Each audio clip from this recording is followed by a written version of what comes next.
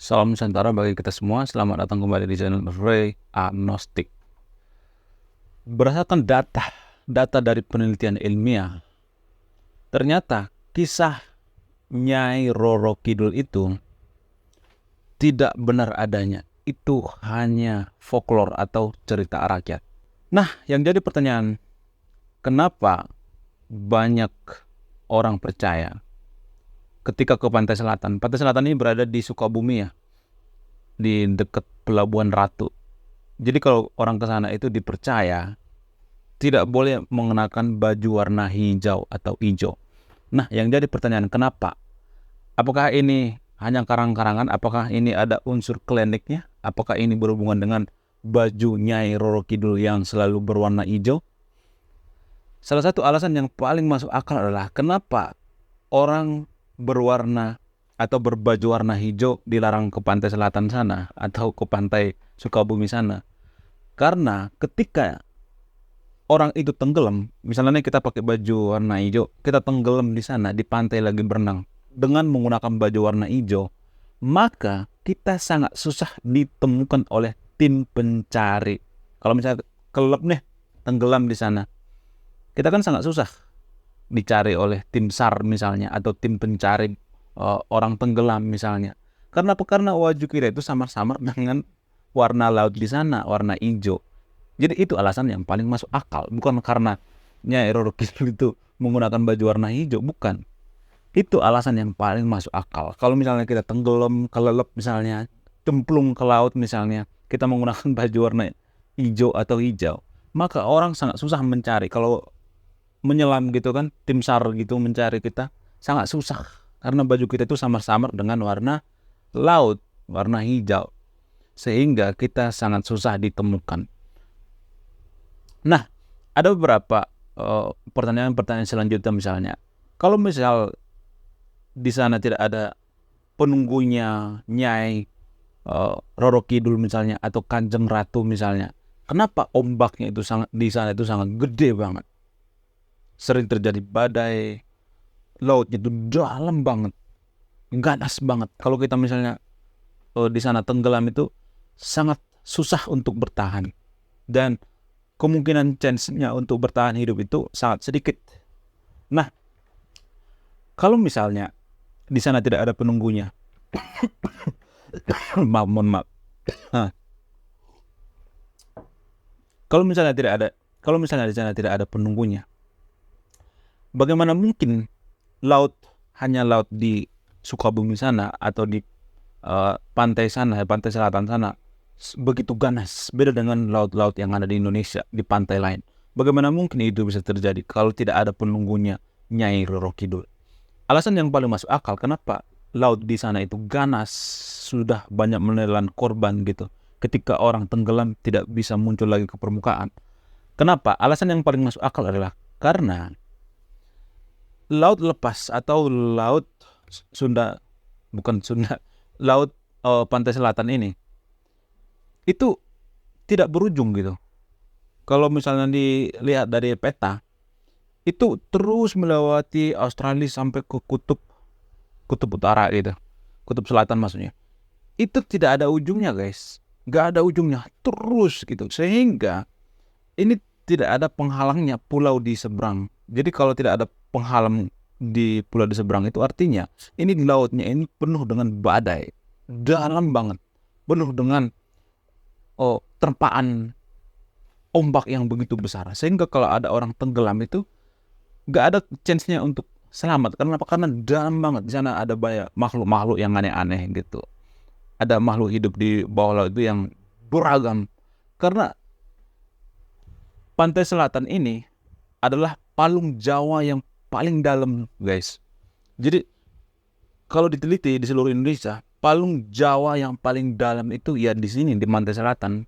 Karena di sana di depannya itu nggak ada lagi pulau, terus nggak ada penghalangnya sampai ke ujung, sehingga ini bikin laut itu semakin ganas gitu, dalam banget, sehingga banyak terjadi badai dan lain sebagainya. Jadi itu adalah alasan yang paling masuk akal, bukan karena ada hubungannya dengan klinik-klinik gitu, tahayul atau hubungannya dengan Nyai Roro Kidul? Jadi kisah Nyai Roro Kidul ini diciptakan atau folklore atau cerita rakyat. Ya, dengan berhati saya mengatakan seperti itu ya. Ini adalah cerita rakyat. Ya, nggak jadi masalah kalau ada yang percaya seperti ini, nggak jadi masalah. Tapi berdasarkan penelitian ilmiah, Nyai Roro Kidul itu tidak ada. Itu hanya cerita rakyat atau folklore. Selain itu, ada beberapa hipotesa-hipotesa yang menciptakan sosok Nyai Roro Kidul ini. Ada beberapa hipotesa. Hipotesa pertama misalnya, hipotesa pertama itu diciptakan oleh seorang raja bernama Suta Wijaya. Jadi Raja Suta Wijaya ini sebenarnya itu dia mengklaim menikahi Nyai Roro Kidul. Kenapa dia mengklaim menikahi Nyai Roro Kidul ini? Karena Suta Wijaya ini adalah salah satu raja yang beragama Islam. Jadi dalam agama Islam itu kalau misalnya dihubungkan dengan dewa itu kan nggak bisa ya. Sementara kepercayaan atau pola pikir masyarakat Jawa itu kalau ada seorang raja itu pasti dipengaruhi oleh titisan dewa dan itu berdarah biru. Jadi orang Jawa itu masih percaya yang namanya darah biru. Orang Jawa itu berpikir manusia biasa seperti kita ini adalah berdarah merah ya. Jadi kalau ada titisan dewa, maka itu adalah berdarah biru. Dan itu akan diangkat menjadi raja. Nah, itu kan pola pikir masyarakat Jawa zaman dulu ya, zaman Hindu Buddha ya. Mereka percaya itu. Jadi manusia itu setara semuanya, kecuali raja. Raja itu adalah titisan daripada dewa, sehingga darahnya biru. Nah, yang jadi permasalahan adalah Suta Wijaya ini beragama Islam. Jadi tidak mungkin dia, sungguh tidak masuk akal kalau dia menghubung-hubungkan ini dengan dewa kan. Dia kan beragama Islam kan. Jadi orang Islam itu nggak percaya dewa kan. Sehingga, mohon maaf ya, konon katanya dia mengklaim dirinya itu telah menikahi Nyai Roro Kidul. Sehingga masyarakat Jawa saat itu percaya bahwa dia menikah dengan Nyai Roro Kidul sehingga Suta Wijaya ini mempunyai ilham gitu, semacam ada alasan yang paling masuk akal sehingga dia diangkat menjadi raja. Karena di Pulau Jawa itu ya ada beberapa raja termasuk Suta Wijaya ini ya. Kan Arok juga termasuk diangkat jadi raja itu tidak ada terah bangsawan gitu, keturunan raja dari atasnya itu nggak ada gitu. Kan Arok dan Suta Wijaya ini dua raja yang diangkat berdasarkan apa? Berdasarkan ada unsur kliniknya atau unsur tahayulnya. Kalau kan Arok itu dihubungkan dengan apa? Dengan dewa gitu. Kalau Suta Wijaya ini dihubungkan dengan apa? Dihubungkan dengan Nyai Roro Kidul di pantai selatan. Jadi masyarakat bisa menerima ini, Suta Wijaya ini bisa menjadi Raja Jawa. Karena apa? Karena dia mengklaim dirinya menikahi Nyai Roro Kidul. Bahkan sampai sekarang ini juga banyak orang yang percaya itu, seperti Soekarno misalnya, yang konon katanya ada unsur kliniknya. Kalau pergi ke Sukabumi itu ada kamar spesial untuk mohon maaf ya tidur dengan Nyai Roro Kidul. Ada cerita-cerita seperti itu kan, seperti Soeharto misalnya, yang konon katanya Nyai Roro Kidul itu sudah tidak menikah lagi dengan Soekarno sehingga menikah dengan Soeharto dan lain sebagainya. Ada cerita klinik seperti itu kan, tahayul seperti itu. Tapi dengan berat hati saya mengatakan itu semua adalah cerita rakyat atau folklore yang tidak ilmiah, yang tidak bisa dipertanggungjawabkan. Tapi sah-sah aja kalau ada orang percaya itu, sah-sah aja, nggak jadi masalah. Namanya juga folklore ya kan, cerita rakyat, tapi tidak bisa diilmiahkan. Nah, itu salah satu hipotesa Suta Wijaya, Raja Mataram, yang pertama kali mau viralkan ini, kisah Nyai Roro Kidul ini. Dia menikahi Nyai Roro Kidul sehingga dia dipercaya menjadi raja, dipercaya oleh masyarakat Jawa. Itu hipotesa pertama. Sekarang hipotesa kedua. Hipotesa kedua mengatakan ada seorang wanita bernama Kandita. Karena ada masalah, dia diguna-guna atau dijampi-jampi dan nyemplung ke laut. Dan dia di sana menjadi penguasa Dedemit gitu. Menjadi penguasa pantai selatan. Sehingga orang percaya, atau ini dihubung-hubungkan dengan Nyai Roro Kidul ya. Jadi sebelum Suta Wijaya mengklaim dirinya menikahi Nyai Roro Kidul, sudah ada kisah dewa atau dewi Kandita ini. Konon katanya dia adalah penunggu daripada pantai selatan ini. Dan mungkin saja ini dihubungkan dengan wanita ini, dihubungkan yang nyempung ke laut ini. Kisah folklore ini dihubungkan dengan Nyai Roro Kidul. Bisa aja itu dihubungkan. Namanya juga folklore ya kan. Diceritakan berulang-ulang, diceritakan dari mulut ke mulut gitu. Lalu hipotesa ketiga misalnya, pasukan Mataram pernah melakukan perlawanan dengan Belanda pada saat penjajahan Belanda, melakukan perlawanan di laut pantai selatan. Mereka di situ lagi perang gitu. Namun anehnya peralatan Belanda itu lebih lengkap, menggunakan senjata modern, menggunakan kapal yang modern. Sementara pasukan Mataram itu menggunakan peralatan yang seadanya. Akan tetapi pasukan Mataram saat itu menang melawan pasukan Belanda. Aneh bin ajaib. Sehingga orang-orang saat itu berpikir, ini sepertinya dibantu oleh jin atau pasukan-pasukan daripada Nyai Roro Kidul. Padahal kalau diteliti secara ilmiah, kalau diteliti secara sains, Belanda kalah saat itu bukan karena pasukan jin daripada Nyai Roro Kidul, bukan. Karena apa? Karena badai. Saat itu badai. Jadi Belanda itu tidak terbiasa menghadapi badai. Sementara warga pribumi atau masyarakat Jawa itu kan nenek moyangnya itu kan pelaut ya. Kita tuh kan nenek moyang kita pelaut ya. Jadi kita sangat berkuasa di laut. Maksudnya sangat menguasai lautan. Dimanapun gede ombaknya gitu. Bagaimanapun ombak menerpa di laut itu kita sangat telaten di situ. Sangat ahli dalam situ. Sementara orang-orang Belanda itu tidak mengerti kondisi lingkungan di pantai selatan ini. Jadi tidak ada hubungannya dengan jin atau Nyai Roro Kidul, tapi ini dihubung-hubungkan. Jadi Belanda saat itu kalah di pertempuran laut itu. Karena apa? Karena dibantu oleh badai dan kondisi geografis seperti yang saya katakan tadi itu. Laut yang paling dalam di Jawa itu adalah laut pantai selatan. Jadi palung yang paling dalam itu adalah palung pantai selatan ini. Sehingga ini yang membantu pasukan Mataram untuk mengalahkan Belanda. Jadi selain melawan pasukan Mataram ini, pasukan Belanda juga melawan kondisi alam saat itu, kondisi geografis.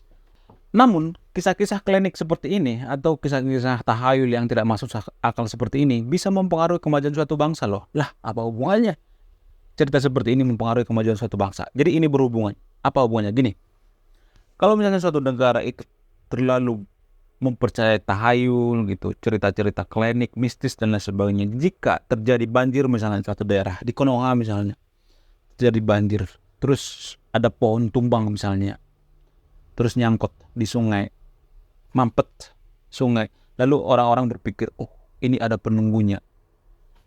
Seperti ini dipengaruhi oleh Nyai Roro Kidul dan lain sebagainya. Pokoknya di karang-karang gitu cerita yang berbau mistis.